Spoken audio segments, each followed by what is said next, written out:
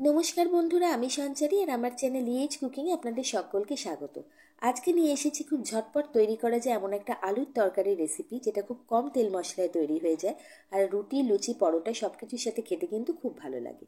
এই তরকারিটা তৈরি করার জন্য নিয়েছি 4টে মাঝারি মাপের আলুগুলোর খোসা ছাড়িয়ে ধুয়ে নিয়েছি। এবার একটা প্রেশার কুকারের মধ্যে আলুগুলোকে কেটে প্রথমে নিয়ে নিচ্ছি। একদম সঠিক মাপ করে কিন্তু আলুগুলোকে কাটছি না, যেমন তেমন করে আমি কেটে দিয়ে দিচ্ছি, কারণ আলুগুলোকে জাস্ট সিদ্ধ করার দরকার। এবার এর মধ্যে দিয়ে দেবো পরিমাণ মতো জল, প্রায় 1.5 গ্লাস মতো জল আমি এখানে অ্যাড করছি। তারপর জল দেওয়ার পরে 2টো হুইসেল দিয়ে আলুগুলোকে আগে ভালো করে সিদ্ধ করে নেব। এই তরকারিটা যেমন লুচি, পরোটা, রুটির সাথে খেতে ভালো লাগে না, তেমন ভাতের সাথেও খেতে খুব ভালো লাগে। খুব কম তেল মশলায় খুব ঝটপট তৈরি হয়ে যায়। বাচ্চাদের জন্য কিন্তু টিফিন বক্সে এই তরকারিটা করে প্যাক করে দিতে পারেন। তো 2টো হুইসেল দেওয়ার পরে আলু খুব ভালো মতো সিদ্ধ হয়ে গেছে। এবার গ্যাসের উপরে একটা প্যান চাপিয়ে দিয়ে তার মধ্যে দিয়ে দিচ্ছি 1 চামচেরও একটু কম সর্ষের তেল। তেলটা গরম হয়ে যেতেই এর মধ্যে দিয়ে দিচ্ছি অল্প পরিমাণে কালো জিরে, আর দিয়ে দেবো অল্প একটু পরিমাণে সর্ষে সাদা কালো যে কোনো রকমই ব্যবহার করা যেতে পারে। এবার ফোড়নটাকে আগে একটুখানি ভেজে নেব। খুব কম মশলায় কিন্তু সহজপাচ্যই আলুর তরকারিটা তৈরি হয়ে যায়। আশা রাখবো আপনাদের এইটা ভালো লাগবে, আজকের এই তরকারি রান্নার রেসিপিটা। আর ভালো লাগলে বন্ধু হয়ে চ্যানেলকে সাবস্ক্রাইব করে পাশে থাকবেন আর একটু লাইক করে দেবেন ছোট করে।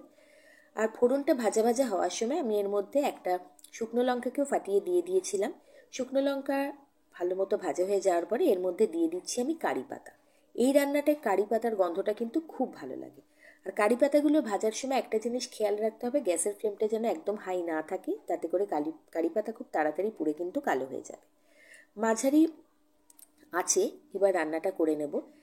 বেশ একটা বড় সাইজের টমেটোকে আমি ঘন কুচি করে রেখেছিলাম, সেটাও এখানে দিয়ে দিয়েছি, দিয়ে একটু নাড়াচাড়া করে নিয়েছি। এবার এর মধ্যে দিয়ে দিচ্ছি অল্প একটু হলুদ গুঁড়ো আর একটু আদার গুঁড়ো। আদার গুঁড়োর পরিবর্তে আপনারা আদা বাটাও দিতে পারেন। এবার হলুদ আর আদা দিয়ে ভালো করে টমেটোর সাথে মিশিয়ে নিয়ে একটু স্প্যাচুলা দিয়ে ঘেঁটে দিচ্ছি, যাতে টমেটোটা একটু ঘাটা ঘাটা হয়ে যায়। ব্যাস, আর কোনো রকম মশলা কিন্তু এখানে দরকার পড়বে না। এইটুকু মশলা এবং তেলেই কিন্তু এই রান্নাটা হয়ে যাবে। এবার সিদ্ধ করে রাখা আলুগুলোকে টমেটোর সাথে দিয়ে দিচ্ছি। দেওয়ার পরে ভালোভাবে মিশিয়ে নেব, আর স্প্যাচুলা দিয়ে কিন্তু আলুগুলোকে আমি আবারও একটু একটু করে কেটে দিচ্ছি। আলুর টুকরোগুলো দেওয়ার সময় আমি সমপরিমাণ মাপে কিন্তু কাটিনি, যেমন তেমন করে দিয়েছিলাম। এবার স্প্যাচুলা দিয়ে হালকা হালকা করে আলুর টুকরোগুলোকে কেটে একটুখানি ছোট করে দিচ্ছি। এবার মশলার সাথে আলুটাকে খুব ভালোভাবে মিশিয়ে নেওয়ার পরে প্রেশার কুকারে যে জলটা দিয়ে আমি আলু সিদ্ধ করেছিলাম, সেই জলটাই আমি এখানে ব্যবহার করছি, আলাদা করে আর কোনো জল দিচ্ছি না। যতটা পরিমাণে আলুর তরকারিটা বানাবেন, যত জনের জন্য বানাবেন, সেই বুঝে জলটা আপনাকে দিতে হবে। তবে এই তরকারিটা কিন্তু একদম শুকনোও ভালো লাগে না, আবার খুব বেশি পাতলা হলেও ভালো লাগে না, সেই বুঝে জলটা দিতে হবে। জলটা দিয়ে দেওয়ার পরে স্প্যাচুলা দিয়ে আবারও একটু আমি কেটে কেটে দিচ্ছি আলুগুলোকে। এইভাবে কেটে আলুগুলোকে একটু ছোট করে দিলে কি হবে, ঝোলটা খুব তাড়াতাড়ি গাঢ় হয়ে যাবে। এইবারে আলুগুলো অলরেডি সিদ্ধ করা, 4 থেকে 5 মিনিট হাই ফ্লেমে তরকারিটাকে আমি ফুটতে দিয়েছি।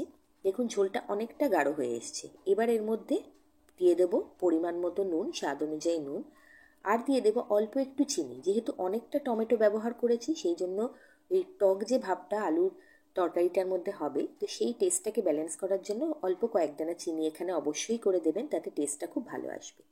ঝোলটা ভালো মতো গাঢ় হওয়া শুরু হয়ে গেছে, 5 থেকে 6 মিনিট হয়ে গেছে।